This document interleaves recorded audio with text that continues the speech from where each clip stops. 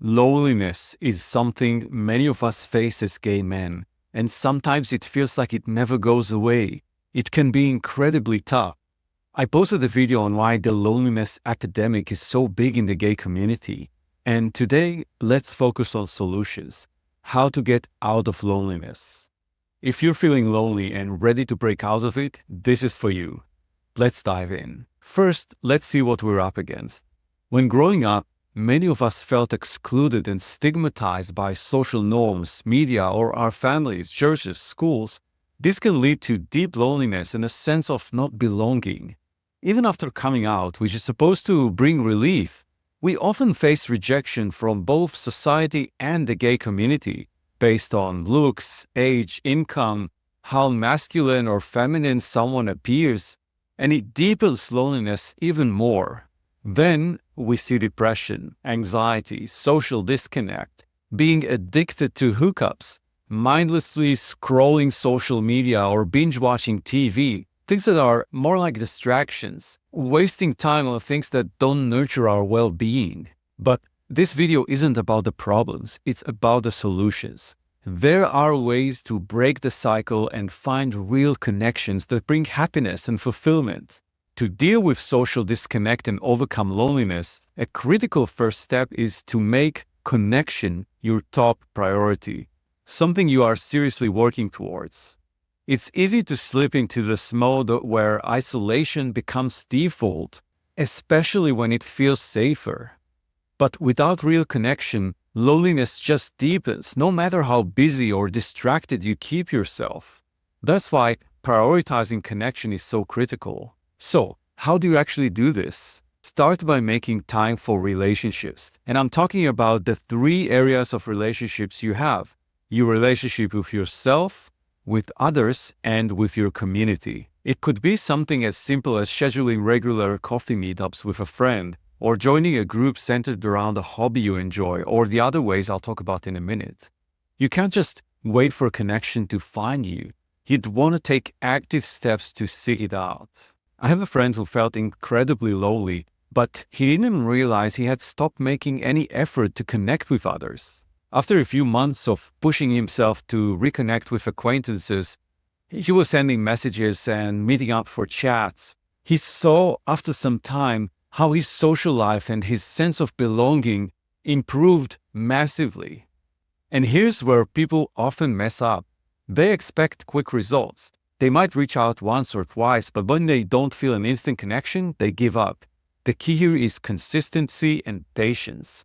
Building meaningful connections takes time, but it's so worth the effort. What about dating apps, clubs, or bars? For many people, these are the places to connect. But it's tricky because there's a lot of judgment, prejudice, and rudeness going on there. A much better move is to find a community where you connect with people over shared interests. Doesn't matter if it's online or in person. What matters is that you're in a space where you feel seen, supported, understood. That could be a local hobby group, a sports league, or maybe an online gay community that clicks with your passions. If you're not sure where to start, try to Google LGBTQ meetups or interest-based groups in your area. If you're in a bigger city, there will be lots of options and lots of communities. You can find gay groups for theater, hiking, photography, any interest you could think of. If you're in a smaller town or prefer online, there are plenty of virtual communities, Facebook groups, forums, and other virtual meetups that offer safer space to connect. While online connections might feel different at first, they often grow into real friendships and support. Now, do remember that social media in general can be a double-edged sword when it comes to loneliness. While it might seem like an easy way to stay connected, what usually happens is constant comparison and shallow interactions, and these only make loneliness worse. Now, I'm not saying cut out social media completely, especially when we're talking about groups, but make sure you use it wisely. Keep away from mindlessly scrolling or posting just to get more likes and validation. Instead, look for positive online spaces like certain Facebook groups. You'll find people there who are ready to genuinely connect with others. Volunteering is a powerful way to break out of loneliness. And it's how you channel your time and energy towards a positive direction instead of harmful behaviors. You replace those behaviors with meaningful interactions that benefit yourself and others. There was a period in my life where I felt loneliness and I decided to do something about it. I started volunteering at an LGBTQ helpline, and right away I found myself surrounded by other volunteers who were kind, empathetic, and eager to connect. And it makes sense. These are the kinds of people who dedicate their time and energy to helping others. So, I got introduced to this amazing group of new friends, and at the same time, I felt immense satisfaction and a sense of purpose from the actual volunteer work. Some people mistakenly think that volunteering is just another obligation. But when you show up consistently and with an open heart, there's potential there for some of the most genuine connections you'll ever make. Staying active is one of the best ways to break out of mood struggles. When you're feeling depressed or low on energy, it requires willpower at first, and to start with, even small steps help, like taking a short walk after lunch. There's a good book about it called The Upward Spiral, and I'll put it in the video description.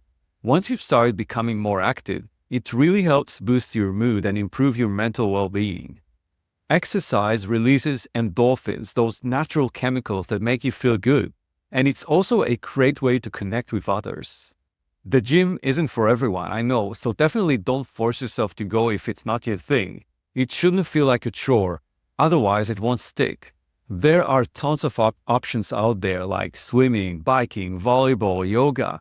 Whether you prefer something intense or more relaxed, there's bound to be something that clicks with you, something you'll find yourself wanting to go to often, and not a chore. You just have to try different things to find what works.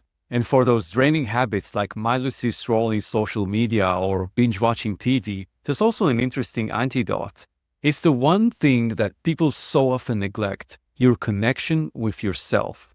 Solitude isn't bad, because if you use your time alone wisely, you get opportunities for personal growth and emotional healing. It's not about avoiding loneliness. It's about turning it into a constructive experience that helps you reconnect with yourself. Start by trying activities that foster self-awareness like journaling, meditation, or any kind of creative hobby. For me, it's playing guitar. A friend of mine used to hate being alone until he got into painting. It became a way for him to deal with his emotions, and over time, he actually started to enjoy his own company. The real change happened when he used his time to explore and express himself instead of binge-watching Netflix. And that's actually the mistake many people make. They use distractions like social media or TV as a way to avoid loneliness. But these distractions only mask the problem. The idea is to spend your alone time doing things that actually benefit you, helping you get to know yourself better, instead of just avoiding these quiet moments. And remember, you're not alone. Loneliness is a universal experience, and many gay men share these feelings. Know that there are others out there who are also seeking real connection. And with the right steps, you can find them. For more on how to find true connection and love as a gay man, subscribe to my channel, and I also invite you to subscribe to my newsletter. It's free, and the link is in the video description.